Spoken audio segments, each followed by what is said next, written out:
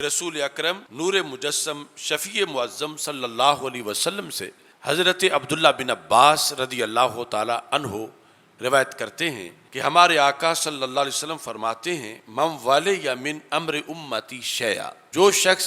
میری امت کی حکومت کے لحاظ سے کسی بھی علاقے کے اندر حکومت کے کسی حصے میں جو بندہ حکمران بنا، یعنی وہ چھوٹے علاقے کا حکمران ہے شہر میں یا بڑے علاقے کا، صوبے کا یا پورے ملک کا، شیئن کسی طرح کی بھی اس کے پاس حکومت ہے، سرکار فرماتے ہیں فحسنت سریرتہ، اگر اس کی سیرت اور اس کا باطن، وہ ظاہر باطن کے لحاظ سے مکمل صوفی ہے اور شریعت مطہرہ پر عمل کرنے والا ہے اور ساتھ وہ حکومت کرتا ہے، رزق الہیبۃ، اللہ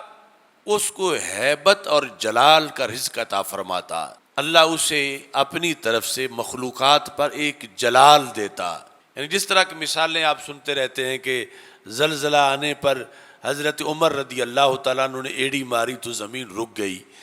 تو یہ اولین صوفیاء ہیں اور اسلامی نظام کے حکمران ہیں کہ ان کی ہیبت ہے نیل پر کہ پانی دے، ان کی ہیبت ہے چمکتے سورج پر کہ وہ ترچھی نگاہ سے دیکھیں تو سورج آنکھیں بند کر لے، ان کی ہیبت ہے کانپتی زمین پر، اور پھر قیامت تک کے لیے یعنی جو اللہ کا وفادار ہے تو اللہ اس کو پھر ہیبت عطا فرماتا ہے حکومت کے ساتھ۔ وَإِذَا بَسَطَ يَدَهُ بِالْمَعْرُوفِ، جب وہ اچھائی کے کام کرتا ہے سلطنت کے اندر، رزق المحبت، اللہ اس کی محبت دلوں میں پیدا فرما دیتا، یعنی ہے وہ بادشاہ، ہے وہ حکمران، اب یہ لوگ سمجھتے ہیں یہ دنیا داری ہے تو دین کے تحت ہے تو کتنی بڑی دینداری ہے کہ اللہ اس کی محبت لوگوں کے دلوں میں پیدا فرماتا ہے۔ وَإِذَا عَدَلَ زِيدَ فِي عُمُرِهِ، اور جب وہ سلطنت کے اندر یہ جس شعبے کا حکمران ہے، جتنی اس کی حکومت ہے تھوڑی ہے یا زیادہ ہے، اس کے اندر وہ عدل کرتا ہے، ظلم اور جور و ستم نہیں کرتا، تو رسول پاک صلی اللہ علیہ وسلم فرماتے ہیں اللہ اس کی عمر میں اضافہ فرما دیتا ہے۔ اذا عدل زید فی عمرہ، عدل کرے تو عمر میں اضافہ ہوتا ہے۔ وَإِذَا أَنْصَفَ الضَّعِيفَ مِنَ الْقَوِيِّ، اور جو اس کی سلطنت میں کمزور لوگ ہیں، نادار لوگ ہیں، جنہیں کسی ظالم نے دبایا ہوا ہے یا ان کا حق کسی طاقتور نے غصب کیا ہوا ہے، فرمایا جس وقت وہ بادشاہ اذا انصف الضعیف من القوی، طاقتور سے کمزور کو حق لے کر دیتا ہے، سرکار فرماتے ہیں کان معی فی الجنہ، پھر اس کو جنت میں میرے دیدار اور سنگت کی سند مل جاتی ہے،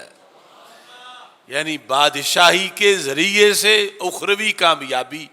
کتنی ہے، یعنی اگرچہ جو عین درجہ ہے رسول پاک صلی اللہ علیہ وسلم کا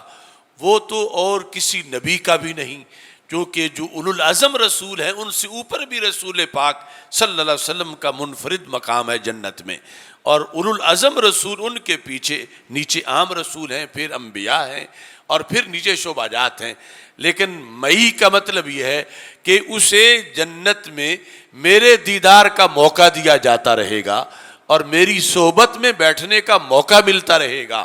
اور یہ سبب کیا بنا کہ وہ دنیا میں بادشاہ تھا لیکن اسلامی حکمران تھا، امیر المومنین خلیفۃ الاسلام تھا، کہ اس نے کام کیا کیا ہے کہ اس نے کمزوروں کو حق لے کر دیا ہے طاقتوروں سے، سرکار فرماتے ہیں کان معی فی الجنہ، وہ میرے ساتھ جنت میں ہوگا۔ جب یہ آخری الفاظ رسول پاک صلی اللہ علیہ وسلم نے ارشاد فرمائے تو ساتھ ایک اشارہ بھی کیا، وہ اشارہ کیا تھا؟ حضرت عبداللہ بن عباس رضی اللہ تعالی عنہما ارشاد فرماتے ہیں وَأَشَارَ بِإِصْبَعَيْهِ السَّبَابَةَ وَالْوُسْطَى، تو رسول اکرم صلی اللہ علیہ وسلم نے دو انگلیاں سامنے کی، ایک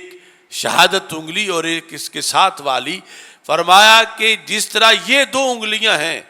اس کو ایسا قرب میرے ساتھ جنت میں مل جائے گا. یعنی جب صحبت اور میری مجلس کے مواقع دیے جائیں گے تو اتنا قریب میرے آ بیٹھے گا اور یہ معیت رب ذوالجلال اس کو دے گا. اور یہ قیامت تک کے لیے موقع ہے ہر اس بندے کے لیے کہ جس کے ہاتھ میں اقتدار آ جائے کسی بھی علاقے کا، کہ جہاں اس کا آرڈر چلتا ہے، جہاں اس کا حکم چلتا ہے، جہاں اس کی بات مانی جاتی ہے، وہ وہاں ظلم نہ ہونے دے اور وہاں پر عدل و انصاف کے تقاضے پورے کرے اور وہاں قرآن و سنت کے نظام کو، نظام مصطفیٰ صلی اللہ علیہ وسلم کو نافذ کرے. اب اس کی وجہ سے جو عام لوگ جو محض نمازی ہیں ان کا بھی بڑا درجہ ہے پرہیزگاروں کا، لیکن اس کو اضافی نمبر ظلم مٹانے کے مل رہے ہیں. اس نے جو رعایا کی خدمت کی ہے، اس نے جو نظام عدل نافذ کیا ہے، اس کی بنیاد پر رسول اکرم نور مجسم شفیع معظم صلی اللہ علیہ وسلم ارشاد فرماتے ہیں کہ اللہ اس کو اتنا نوازے گا اور جنت میں اسے بلند و بالا مقام عطا کیا جائے گا.